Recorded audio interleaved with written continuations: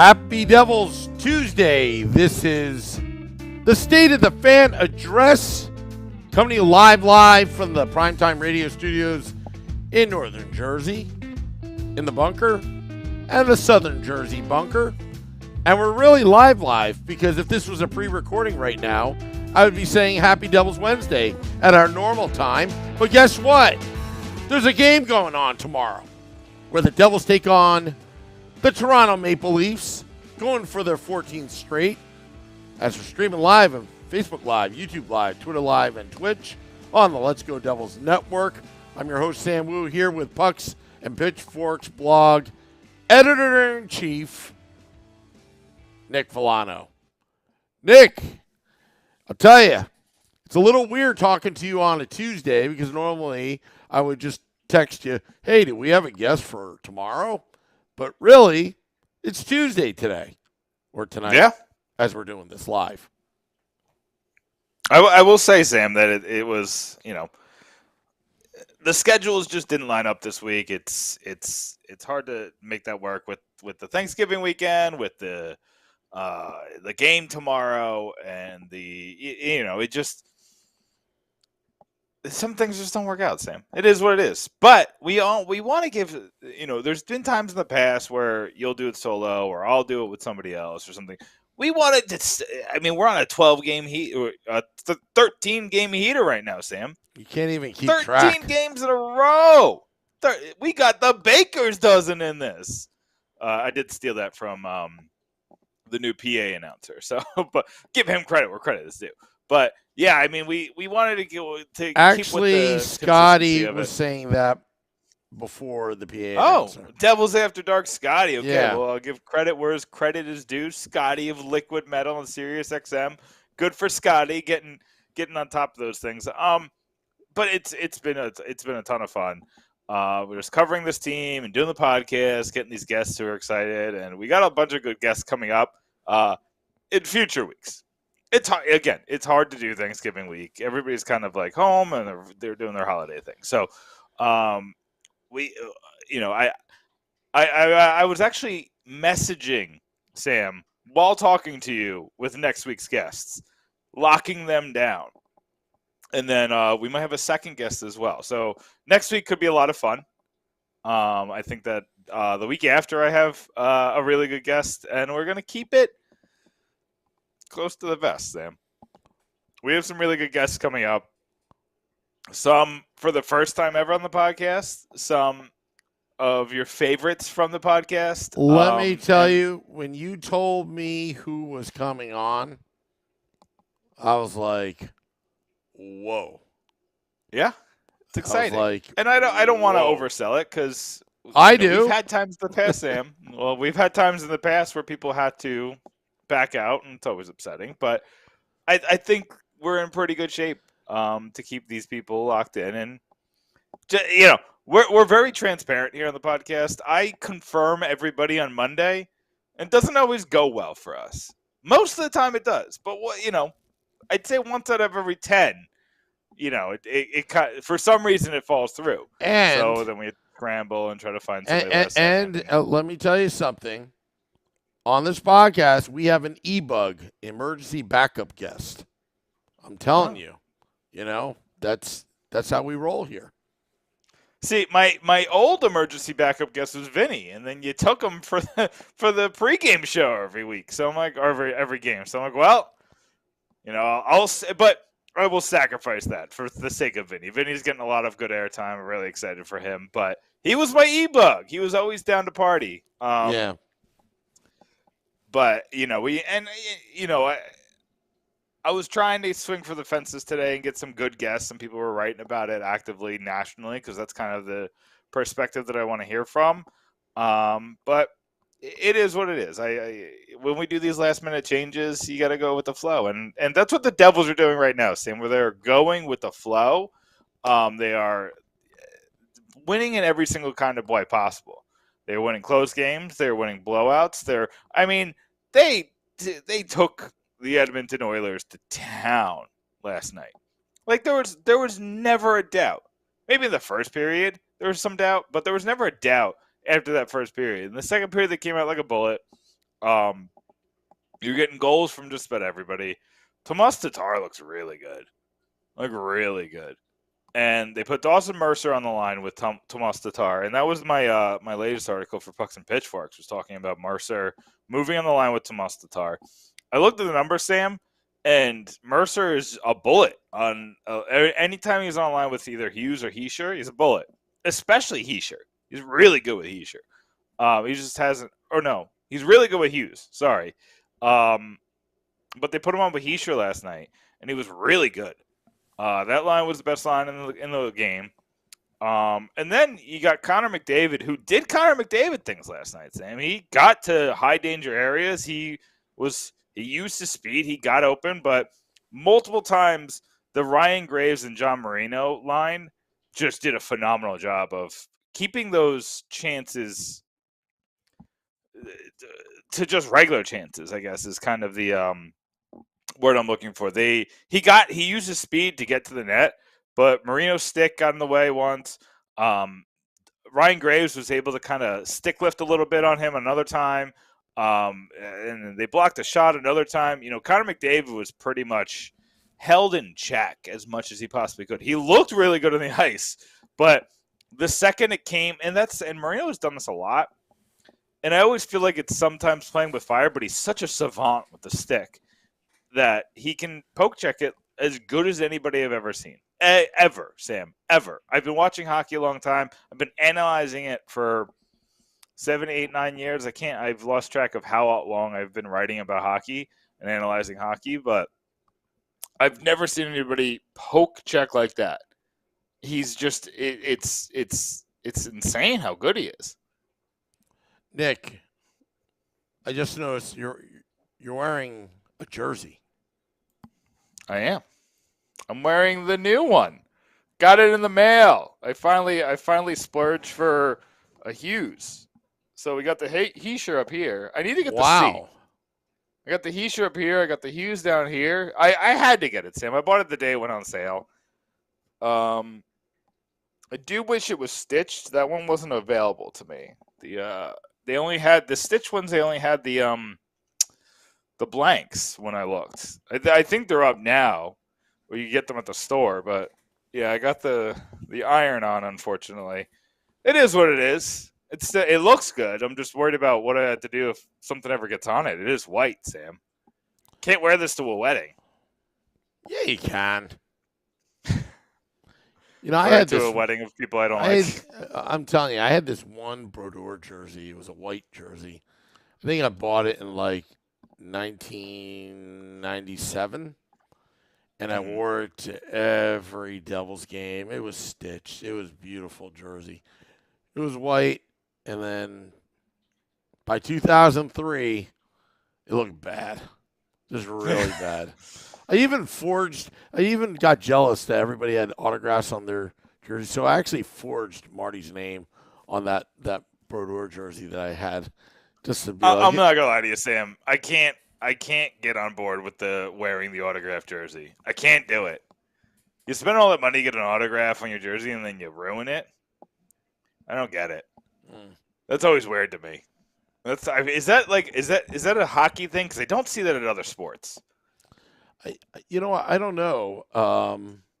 But I did forge Marty's name on it, and then years later, I did meet Marty, and I had him put his signature right next to the forged signature that I did of his. True story. I got nothing. I have nothing to say. Maybe I'll write it for pucksandpitchforks.com. You know, how to funny story. How to forge the greatest of all time's name, because at the end he always does a dot right in the middle, so that's how you could tell if it's a forgery or not. He writes the M and then the B and then dot right in the middle. Oh, did I ever tell you how my mom accidentally ruined my Martin Brodeur autograph once because she didn't know it was signed? Oh, really? Yeah, it's my mom might be watching, so I apologize, Mom, if I didn't tell you I was bringing this up. But yeah, she when I moved out, it wasn't like contentious. I just I moved. I don't know if I moved in with my now wife or if I moved. No, I think I moved I think I moved with my roommates when I moved to Mount Wait, Laurel. what do you mean by now wife? Was there a wife before? No, when we first moved in together, we weren't married. She was my girlfriend. Oh, okay. All right. I Yeah, my now just wife. want to make sure. There's no previous wife. Yeah. But when we moved, my mom, she just wanted that to be a guest room, so she took all my autograph stuff and just put it in a box, and a lot of it was in like, glass containers or plastic containers or whatever. But the Brodeur helmet was not, because we'll say someone broke it, someone who was not me, and that's as far as I'll go with that. But so she just didn't think it was autographed because it wasn't in a case, and the next time when I went through that case, that autograph was smudged. So I was like, well, this is worthless now. But so that is the story of my Brodeur autograph. Well, my mom actually, I bought from My Gray, going back maybe 20, 25 years ago, I bought an Alexander Seamock jersey. And my mom actually put it in the washer, a game used. Oh, no.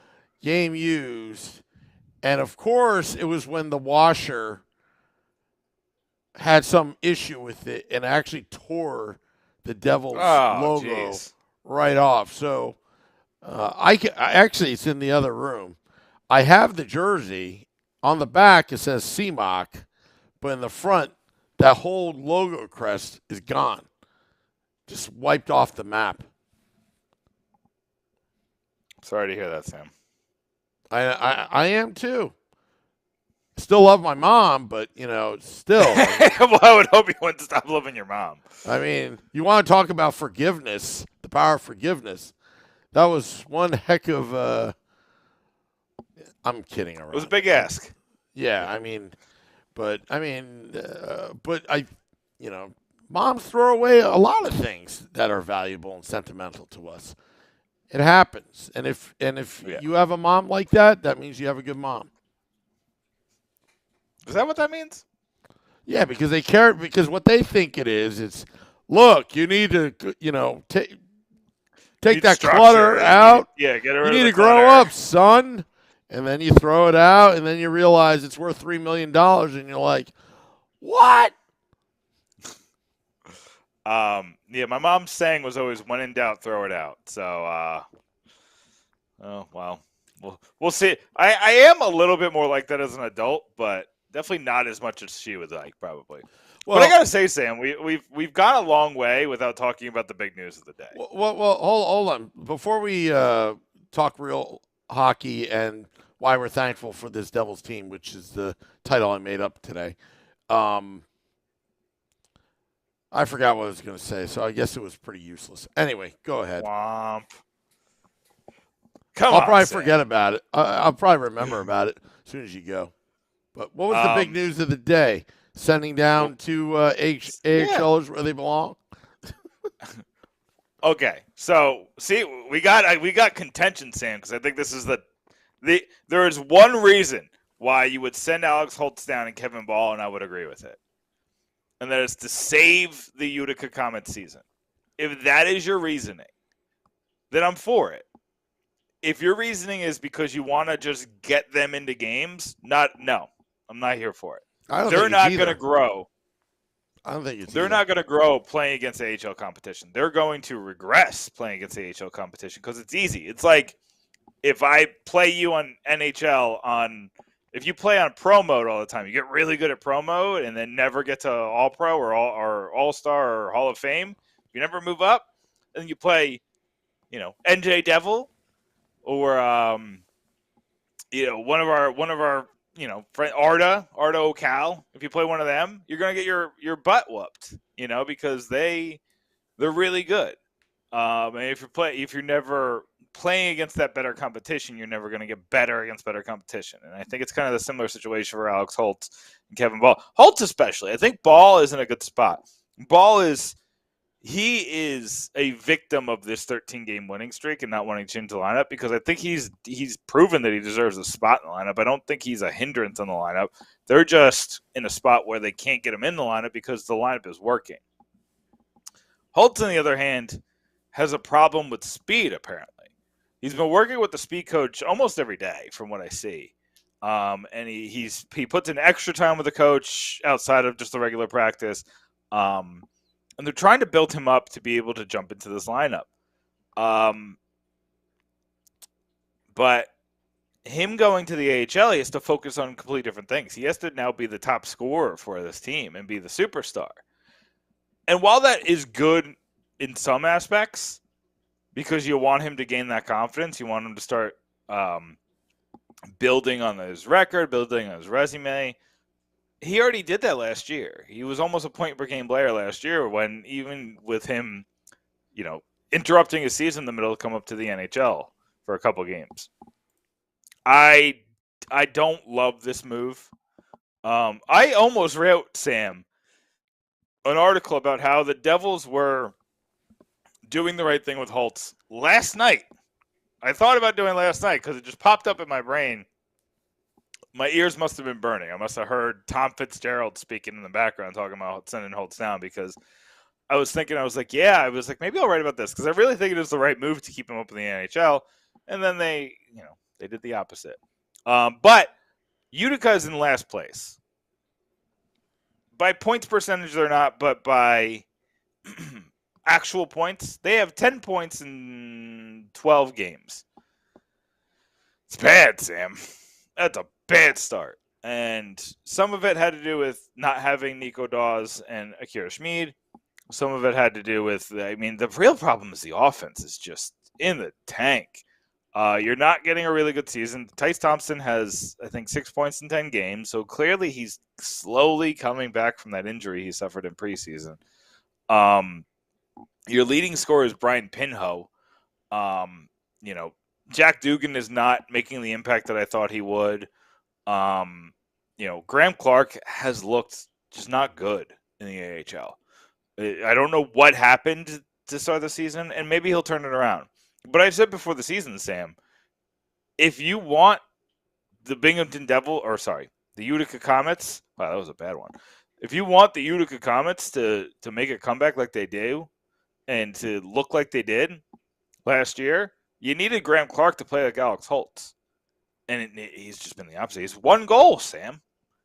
So it's, you needed somebody like Zach Senyshyn to really step up. He hasn't.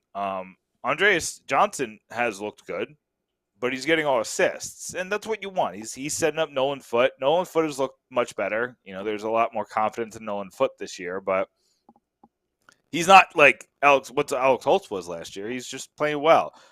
Simon Nemitz is back and forth. Nikia Hoytuk has been hurt.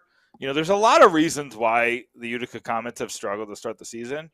And you send Ball, who's an NHL player, down. And you send Holtz, who's kind of on the cusp, but will probably be the best guy on the ice on most nights. I think it's good for the Utica Comets. I think, the Devils aren't completely out of it. The Comets aren't completely out of it. They have a ton of games at hand at most of the teams. For some reason, they've just only played 12 games. Well, there's some teams who played 17 and 18 games in the AHL. So they do have a lot of ground to make up, but they do have the time to do it. But I think that this is why they're doing it. I don't think this is a long-term move. I'd be surprised if Alex Holtz is still in the AHL on December 15th. I think this is just a couple weeks to get the Utica Comets going. That's the only thing that makes sense to me. I think it's a smart move to send him down at this point. But I really think it gives Tom Fitzgerald options. I honestly think that players that are on expiring contracts will be looked at on trade deadline. It's hard to predict where the Devils will be by All-Star. I know that they're 13 games winning streak, but as we know, it could all change in a heartbeat. All it takes is one injury. It could take a catastrophe at this point, but it could happen. And if you're going to be auditioning Damon Severson or Ryan Graves, you're you can't have Kevin Ball taking some time away from any of them. Now, am I saying that Kevin Ball deserves to be there than those two? No, I'm not saying that. It's purely economics, in my opinion. But right now they can't even get into the lineup, and the Devils have something good going right now. But you still want to audition because if you bench Severson or he's a healthy scratch, his trade value plummets. Mm-hmm. Same with Ryan Graves. Same with anybody. So you really don't want to do that. You got to keep playing. Remember, what about Smith?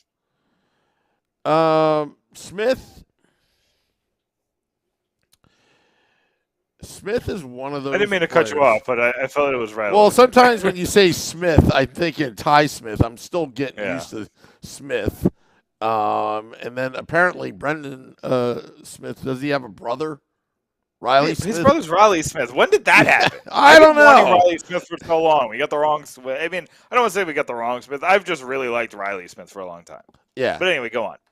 Well, it's what Dave Singer says. Smith has no trade value.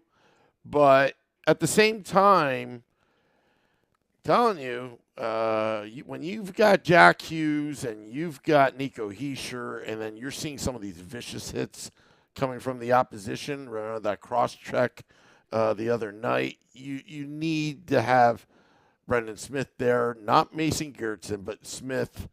You still need some of the tough guys. I mean, it's a balance. It's a healthy balance. On this team, you got some beef, you got some character guys, and then you have your skill people. To bench Smith, to be honest with you, they're on a 13-game winning streak. Yeah, and I get that. Why mess with it? But I can see why they're being sent down, but I don't think they're being sent down because they suck, or I don't think they're being sent down because they need to develop and more playing time. I think they're being sent down is because there's a big audition happening right here. And I would say that Damon Severson and Ryan Graves, their stock is high. What are teams are going to offer? They're not going to offer much if they're on the bench. That's all I'm saying. I do wish I understood the salary cap a little bit. It's just so, this part is confusing. I wonder if there's a salary cap implication with the LTIR. If they're getting extra money, but I don't think they are because I think the salary cap is a daily thing. Weirdly enough, right? We look at it as a yearly thing, but it's actually a daily thing. Every day you need to be under the salary cap. That's kind of how some teams kind of get into weird positions. But again, I'm not smart enough to know the salary cap in that context about whether sending down two guys on minimum contracts impacts the long-term salary cap need. I will say this. If they go down and in 3 weeks turn around the Utica Comets and they get that confidence, they get that swagger, and they get called back up, at that point, I'm thinking you're putting them in the lineup. Well, yeah. I don't think you're calling them up to make them healthy scratches because you assume, maybe if they're still on a win streak, nothing's going to change, and it shouldn't. If they're on a 13, if they're on a 16, a 20-game win streak, if they break the record, we're 4 away from the record. And the Devils are 4 away from the all-time win streak. And you know who that 17th game would come up against, right? The New York Rangers? The New York Rangers. New York! Hudson River rivalry. The Devils That's would right. have You get to 14. beat them. 15 against Buffalo, 16 against Washington. That's going to be the hard one. 17. That's at Madison Square Garden, right? Yeah. On a Monday night, no less. Mm-hmm. You know the Ranger fans are going to be amped up. Oh, yeah. That's going to be their Super Bowl. That's going to be their Stanley Cup because we know they ain't going this year. And you know what? That's good. Because I got to tell you, Sam, this rivalry has kind of sucked for 3 years. What, Devils Rangers? Yeah. Yeah, well, it sucked for us. I'm sure the Ranger fans are ecstatic. But it's not a good rivalry. You know what I mean? It's not. When one team is tearing the you know what out of the other. And then weren't the Rangers bad in 2018? Yeah, they were bad. I mean, So we just haven't been able to get our get on the same trajectory. The Rangers are better this year. They're still surprisingly, Sam, 50-50 to make the playoffs. I know it's November, but they say if you're in a playoff position at Thanksgiving, it's like 80% actually make the playoffs. That's the number, right? Something like that. Yeah, it's something like crazy. that. Yeah. Well, the Devils are ridiculous. We're 8 points ahead of Carolina and New York, the Islanders. We're 2 points behind Boston for the best record in the league, in the Eastern Conference at least. And just as an idea, we're 10 points ahead of the Rangers, who hold the second wild card spot. The Penguins are 1 point behind the Rangers. So, if we beat Toronto, which is a big if, because Toronto is, they're second in the Atlantic Division. They're a really good team, and they got Matt Murray back, and he's starting to get, look a little bit better, and we'll see how long it lasts. But, even if the Devils could get into Thanksgiving with this kind of a lead, that's going to be huge for them, because the Metropolitan is going to eat each other alive. That's what they're going to do. Even Columbus has been really bad in net, but they could steal games, and they've proven that. This division is just so weird, because you look at Washington. Washington is 5 points out of a playoff spot right now. Yeah. But they're Washington, so a lot of expectations that they're going to bounce back. Philly is still hanging around with 18 points, but unless Carter Hart plays like a Vezina winner, I can't see them sticking around the playoff race. Nick, we got breaking news here. Look at your phone. What's that? Look at your phone. Breaking news over the wire. Oh. Are you kidding me? That's incredible. Moving on up. We're knocking on the door of Puck Soup. So just this is breaking news, true story, related to the Let's Go Devils podcast, that Unchartable, which is a reputable group with advertisers, rankings, all that. On Monday, we were ranked number 15 overall in all of hockey in the United States. Just now, coming over the wire, we are now ranked number 12, closing in on the top 10 in all of hockey. So we want to thank you, the fans, for that. But I thought 15 was as high as we can go. But at the moment, and these rankings fluctuate, I don't know what base on it, but I want to thank you, the fans. And if you go to our Apple Podcast page, folks, subscribe to it, but, be sure to, subscribe, rate, and review the Let's Go Devils podcast. Give us 5 stars, please. I get a lot of hate there, but I want to thank you, the fans, because I'll show you. Mrs. Wu, the resident statistician and information guru here on the Let's Go Devils podcast, texted that at me. See, number 12. You see that on your screen? Number 12. Screenshot. Near Puck Soup. Listen, Ryan Lambert, friend of the podcast, he's been on before. He was very negative on our Devils. He was not a fan, and he ended up being right. And we've had Greg Wyshynski on. Obviously, it's been a couple years, but he's like in the behind the scenes now. So we like the Puck Soup podcast. We're friends with the Puck Soup podcast. We, maybe that's a one-sided friendship, but they've been on the podcast before. So, we want to grow with them.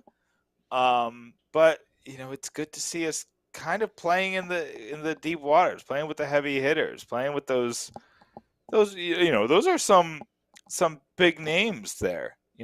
Michael Russo is huge in the Minnesota Wild. You'll love to see that. Chris Nealon and Tim Stapleton, I don't know Slim and None. Do you know Slim and None? Who? Slim and None. I don't know. Nope. That one I never heard of, but we're doing well, Sam. I'm excited to see us moving on. Yeah, I mean, you know what? To me, those are just numbers. Remember, I'm not a numbers guy and all that, but it's very interesting some of the things we do on this podcast. I really don't know how Chartable really ranks, but they have it's in conjunction with advertising and all that kind of stuff. So, but look, can't thank you. I mean, oh my goodness, one of our fans. He and I were corresponding, and Nick, we were doing tech checks at American Whiskey, and it was oh my goodness, and Ray Leo that showed up at 4 p.m. to help out, and we didn't get on air with them, but they knew that we got to get this thing off the ground. So they were a big help. We're very, very, very close to fixing all of our audio issues and all that at American Whiskey, and we're going to make more adjustments on that so the crowd can hear us better. We can blast those speakers inside, but we'll sound normal over the live stream, and then we can give you that full game day experience on the internet. But didn't mean to interrupt you there, Nick, but I thought that was, to me, I would consider that breaking news. Oh, of course. It's always fun to talk about ourselves. I love it. Yeah. Yeah, I mean, I'm going to skip ahead. We talked enough about Holton Ball. We kind of figured what the situation is. I am going to write about that, Sam. Tonight I'm going to write about the Hughes and Ball situations that I'll be available in the morning. That's kind of what I'm going to kind of focus on. What is the deal? What's the value there? We'll kind of I'll talk about that in an article that'll go up in the morning. But besides that, I want to talk about Vitek Vanacek. Okay. And a little bit about Kira Schmid, because they've been off the chart, like beyond what I think anybody could have expected. I'll make this caveat. The defense is keeping hard chances away from them. And we talked about Marino and Graves. They've been phenomenal, especially against that top competition. But you got to hand it to Dougie Hamilton, because everybody and their mother said that this guy is offense first, offense only, some people say. And he has the luxury of playing with Jonas Siegenthaler, right? That definitely helps your defensive numbers, your defensive statistics. But Dougie Hamilton is holding his own. He's not allowing those big-time chances, and he's playing, in the sphere that Siegenthaler allows him to play. So Hamilton looks stupendous this season. And I know we've joked about Marino for Norris, and Marino and Siegenthaler are just phenomenal, but Dougie Hamilton still looks like a top upper echelon defenseman in this league. He's worth every penny of that $9 million contract. I got to tell you something, and I don't want to get off topic here, but what Dougie Hamilton has done with the Devils, that was a big signing. Really big signing. Because it kind of hit the hard reset button how prized free agents look at the New Jersey Devils.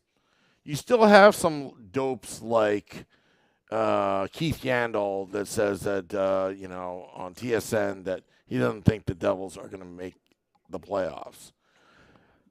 I think what's happening in Jersey, the whole league is watching 13-game winning streak.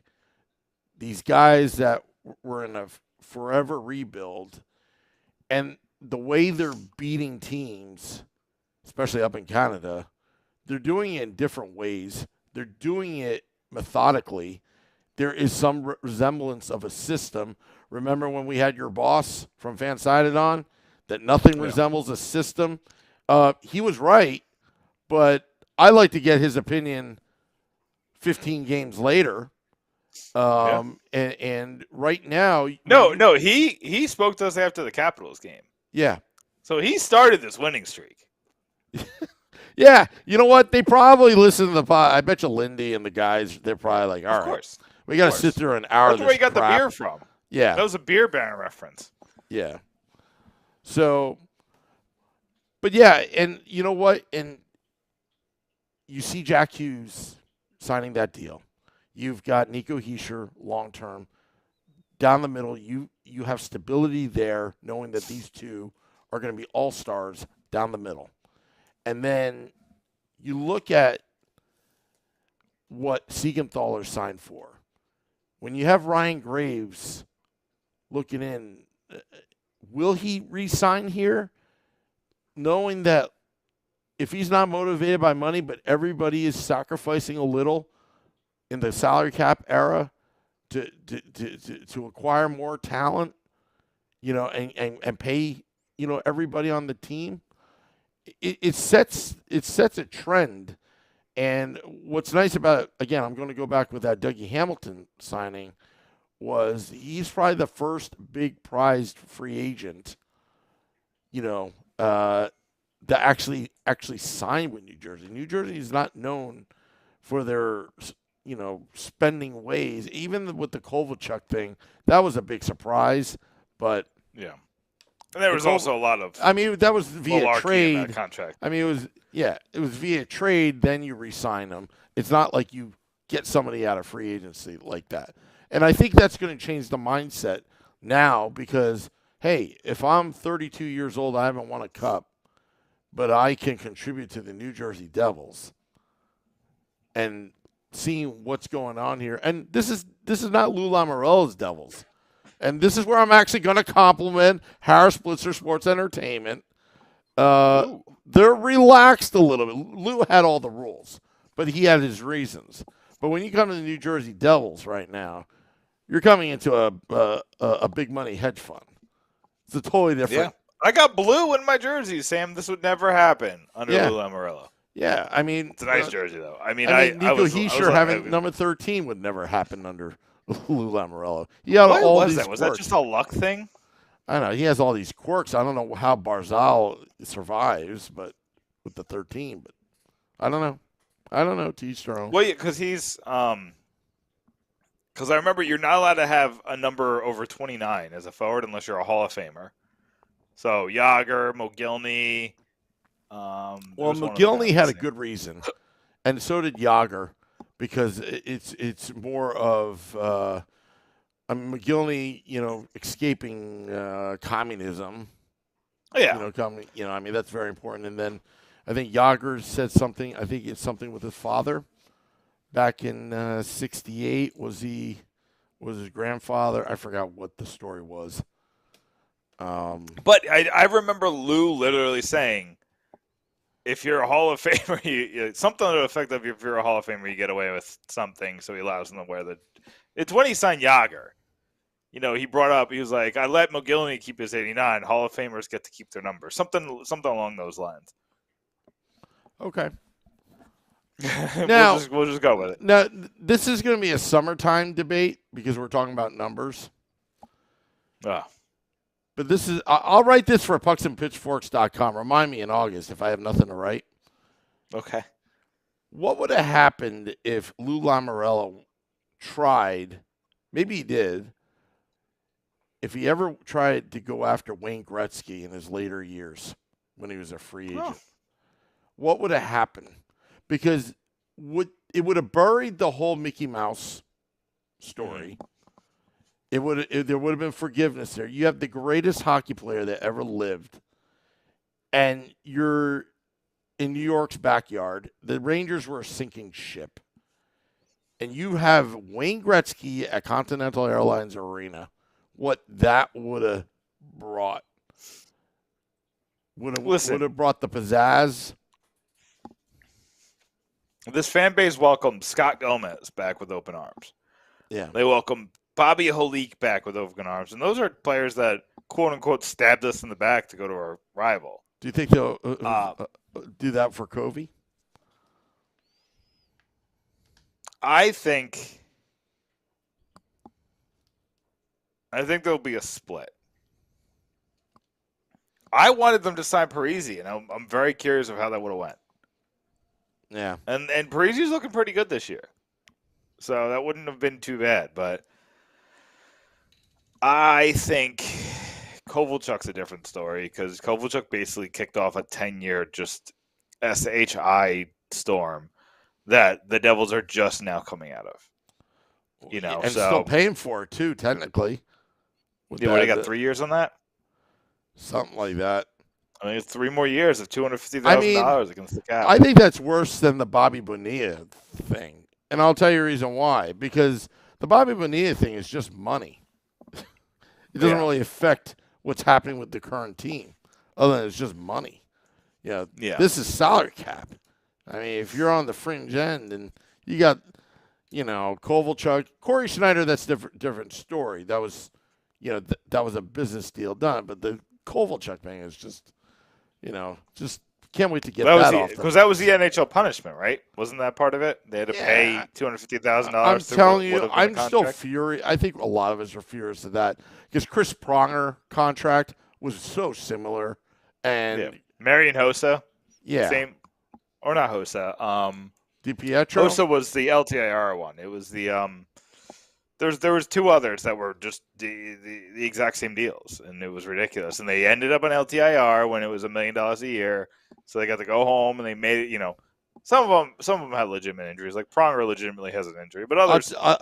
I'll tell you.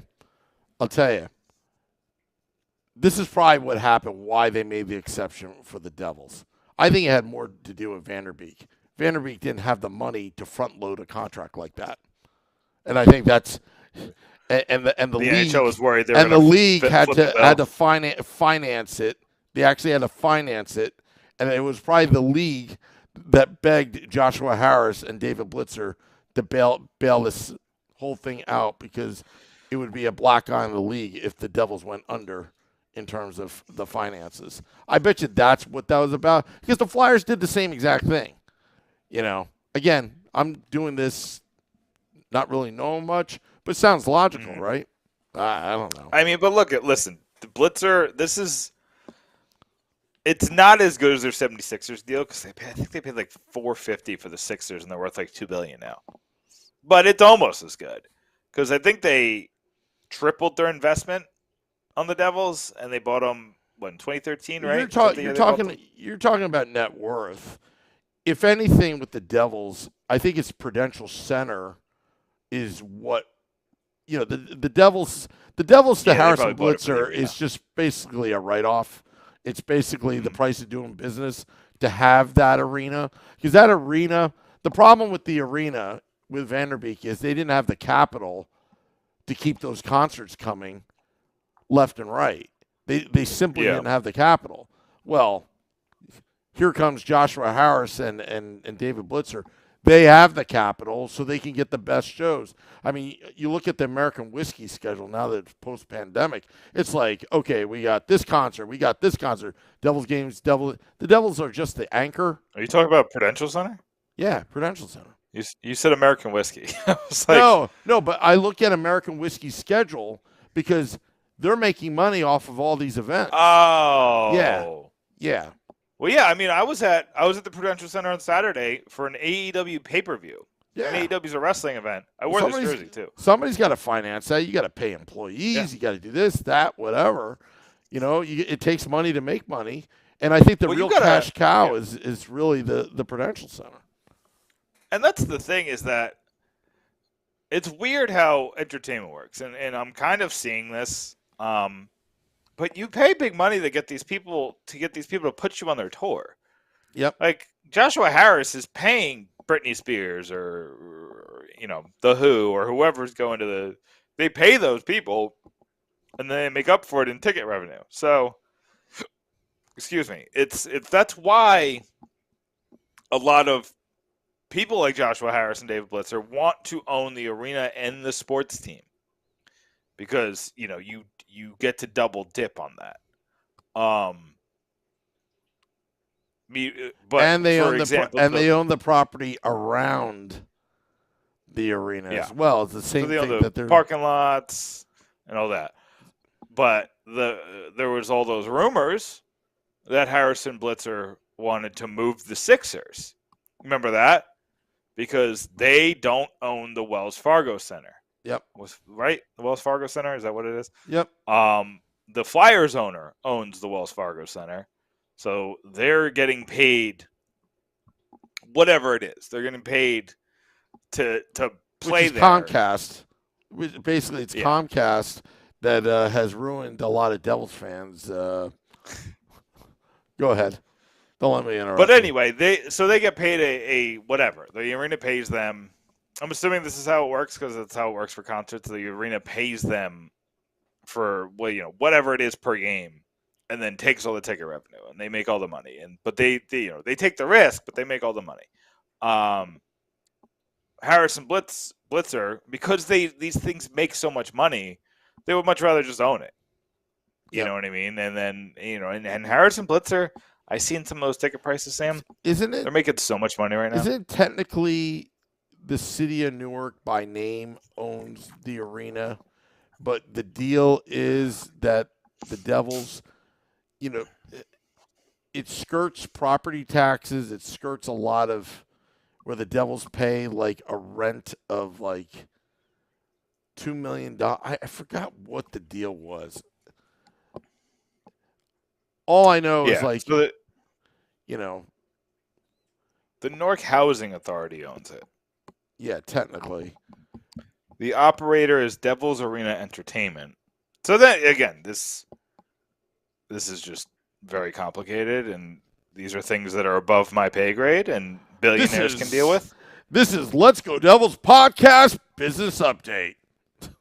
Joshua Harris says, anyway. This is the confusing part, is that when they announced the purchase of the Devils back in 2013, they announced it as the purchase of the Devils and the Prudential Center. So it's very... Well, it's very misleading. Very curious. It's very misleading in some ways. Not in a bad way. It's just, I think the Prudential Center as the operator, but I think to skirt some of the taxation to make a sweetheart deal, I think Newark owns it, but the Devils have to pay a fee, but it's a flat fee. This is how I remember it, but I don't remember the details, though. Yeah, I always forget that part, but it's all these things are complicated. They're owned by shell corporations. Once you get into that sphere of money. And then you got Sharp James getting kickbacks, and same with Booker and everybody else that, goes to Newark. Then this is what happens, that, there's side deals because the real estate around Newark before the Devils got there, square footage, it was about $25 per square foot. Now it's about $1,100. You buy it low, sell high, that kind of thing.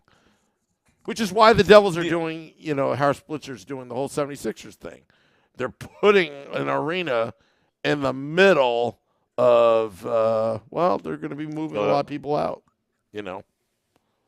Yeah. And is that still happening? I remember the plans for that. I haven't heard it. I think it's going to take about 10 years to do. Yeah. I know there is some resistance from the Chinese community in Chinatown on it. Okay. And, and same thing, even in New York, New York with Wall Street and New York Chinatown, I know that, the millennials are taking over that cheap real estate. Yeah. But anyway. Yeah, and we've seen it in a lot of places in New York.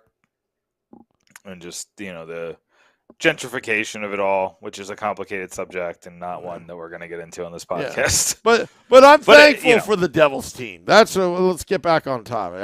I'm thankful for this team.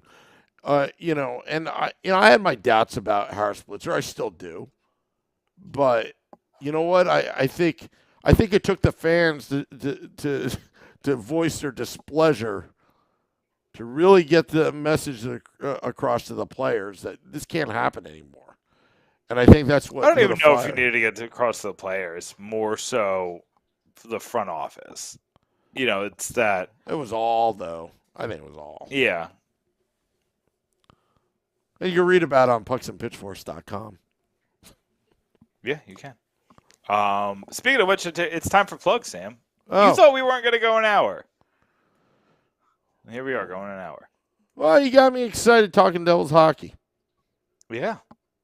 But pucksandpitchforks.com, make sure you check out. We got new content on every single day. Tomorrow, we'll write about the Alexander Holtz, Kevin Ball, what they're going to do for Utico, the reasoning behind it, of what I think is the reasoning behind them going down. I think it's to turn Utica around. I think it doesn't have to do with them personally or their growth. I think it has to do with the growth of the franchise as a whole. It would be better if Utica turned it around, and Holtz and Ball can help that. That's why there wasn't a corresponding move. That's why that the Devils are going to go with just their exact lineup for the foreseeable future until Holtz and Ball can help turn this Utica Devils around. So that's what I'm going to write about tonight. Right now on pucksandpitchforks.com, I have a article up on Dawson Mercer. Sam, you have a couple articles up, but your latest article is you plug it. You plug your latest article. I don't even remember what I wrote. It was the one about the team hates losing more than it likes winning. Oh yeah, that's right. I forgot about that article. Yeah. But yeah, go to puckspitchforks.com. I don't know why I'm drawing a blank. No worries. No worries. But I mean, that's the gist of it. Sam writes about why this team has that instinct where it's not that it just loves winning, it hates losing, and it shows in their play. Shows when their back is against the wall. So that's on pucksandpitchforks.com right now. So you read that. Vinny Parisi has some pieces up there. David Holliday has some pieces up there. I saw Trey Matthews, the friend of the podcast, Trey Matthews, host of the Locked On Devils podcast. Mm-hmm. I saw him in the edits, so you might be getting a Trey Matthews piece coming up shortly. Maybe it's in my inbox right now, Sam. Maybe it's wow. There. So you're gonna get lots of content. People are excited to write about the Devils. And Sam, do you know what I just did? What's that? I just made my list of the top 25 prospects in the Devils system. Woo-hoo! So I'm going to work on that over the Thanksgiving weekend. That I know I've promised these before and don't deliver. I'm going to deliver this time. Monday morning, the 28th of November. That'll be up on pucksandpitchforks.com. I'm going to be working hard over the Thanksgiving holiday to really get that content up. We're going to hit our goals. To be quite honest, I need to write 9 articles between now and the end of the month, and I'm going to do it. So you can get lots of content from me. I think maybe it's 8. I think I need to write 8. Did I surpass my goals for this month? Yeah.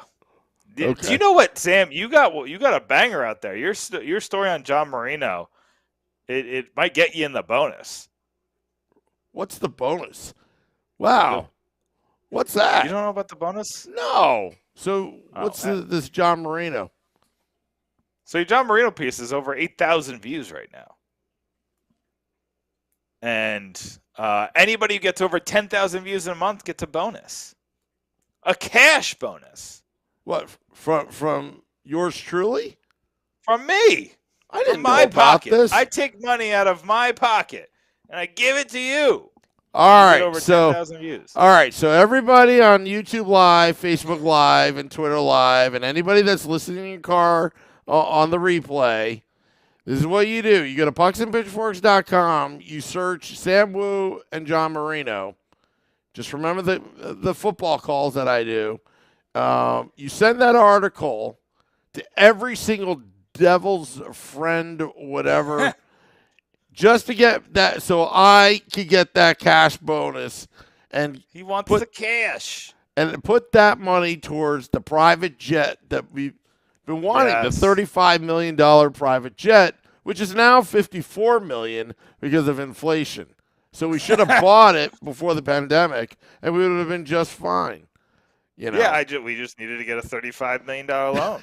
So no big deal. Little Fireboy says, going to see the Marino story now.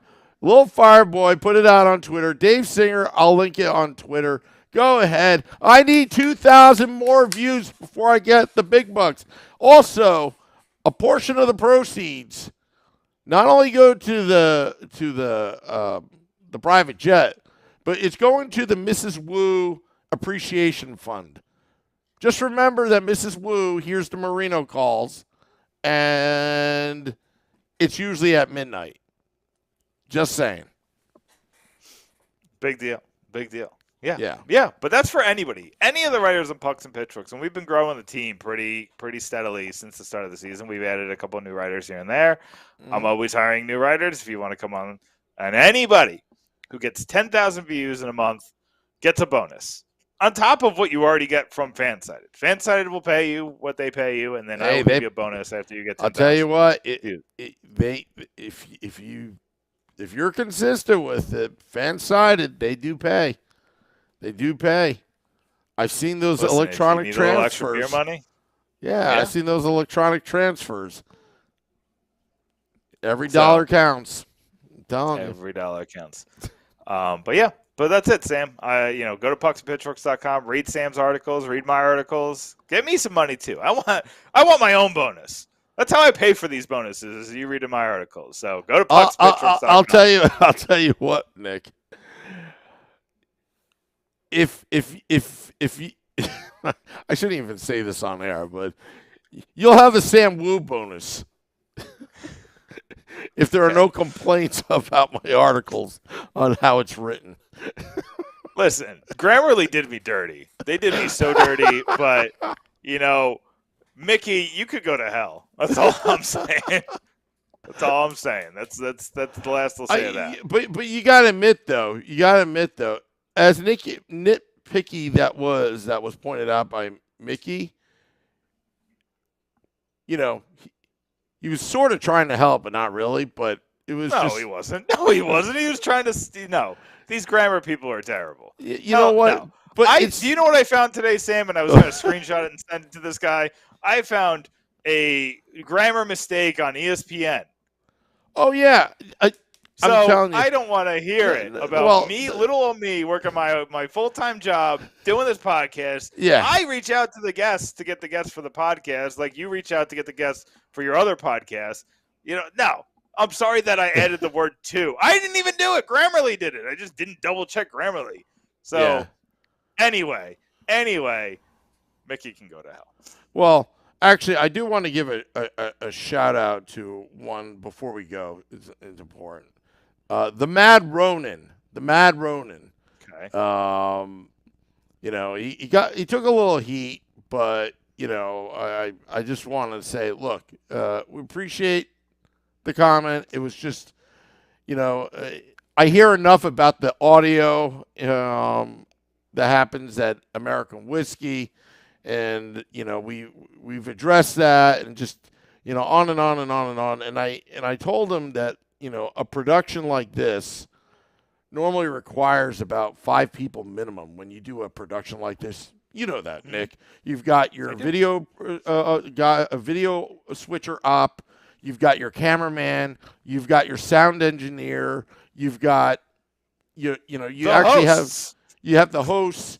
You have the people at the live stream. It actually takes people 5 people to do. Yeah, you got a producer. You got a director. Yeah. So, again, and then on top of that, you're in an environment that really, if you ask all the restaurants on the street, do you have internet? Most of them say no. And on top of everything else, you Devils fans are so loud that it's a good thing. It's a happy problem to have. But, I just try to explain to him, and he was apologetic. And I just want to say it's all good. It's all good. Keep listening to the podcast. But we're say almost this, there. What's that? Because I got a little excited there. I will welcome people letting me know there's a mistake or there's an error or anything like that. I don't mind. People do this in public domain to look cool. I've had people come into my DMs and be like, "Hey, something, yada yada." Sam, we post 700 to 800 articles a year. There's going to be mistakes. I'm sorry. I am a human being, and I edit every single one of them by myself. So, on top of writing my own. So, yeah, I'm going to make mistakes. And if you come in my DMs and be like, "Hey, I caught a mistake," I am forever grateful. I love that. Please let me know, and I'll fix it. Yeah. If you come to me in a public domain and you're trying to be like, maybe you should reread your articles, I'm not going to be nice to you.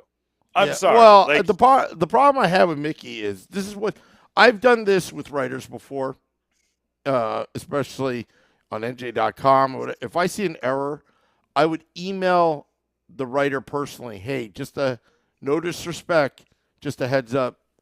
There's a misspelling here or something that's factually wrong. and I've done that too. Yeah. I've done that to some very big writers. Yeah. And most And of a them lot are of them appreciative say- because I'm doing it on an email. Yeah, just say I'm just looking out for you, and they always are appreciative. But once you start putting out in a public domain, what Mickey did was he said that we don't proofread. I can't believe these people don't proofread. Well, how do you know that? Mistakes happen.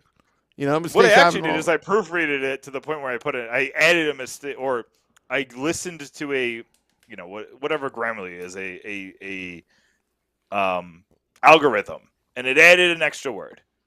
It happens. It's a numbers thing, and it's done it to me in the past. But Sam's article came in with one of Vinny's and one of David's, so I banged them all out back to back. And I missed something, so Yeah. I take full responsibility. I'm not trying. Actually, to say, you know I what, made a Nick? mistake. Nick, this is what we're gonna do because Anthony LaPena. By the way, hi Tori, 4-year-old daughter. Hi Tori. This is what we're gonna do. We're gonna have fun with this, Nick. If you ever watch Conan O'Brien, his old shows, Are you talking about the one on TBS or the one on on TBS, this is what they used to do. They used to do this bit that they're never wrong. So if there's a mistake on air, what they do is they alter their mistake and be like, no, we have never. So their contest is we never make mistakes and send our mistakes to us. And they always go over and they always they would do a voiceover or something like that. Be like, I never said that. And then they do this horrible voiceover over it and then say, nope, you're wrong. And then whatever. Anyway. You know what I thought you were going to say, and this would have been hilarious if they did this, and this is free. If Jimmy Kimmel's listening right now, this is for you. If you ever get a mistake, you change other people's history to make what you said correct. Yeah, yep. So, like, if you said something like, Scott Stevens number 5, or I just making something up. It's like somebody's like, no, he was number 4, and then you just dub a 5 over all of his big highlights. Yeah, that's exactly Korea with a 5 in the back. That's exactly what Conan does. It's like, oh yeah, well, we have exclusive footage of, Yeah, so maybe that's like what that we're would be gonna a lot do. of fun. Yeah. So to answer your question, Anthony LaPena, we're gonna have a little fun with this.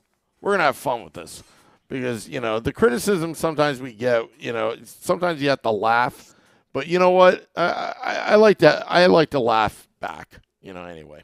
Yeah. But listen, I am all for being critical. I will have debate with anybody. But people are just jerks about the way you talk. Just don't the way people talk to each other on the internet. And it's not just us. Listen, if I were a woman, people would be 100 times worse to me because not everybody who's critical of me would be as critical. They're a woman, but there's some people who would be more critical because that's just how the internet is. The internet sucks, but it's great because it's giving me this platform to talk to all y'all. But I really do love the Devils fans that I talk to on a daily basis because those are the people I choose to talk to. And the people who come, I have people jumping in my DMs all the time.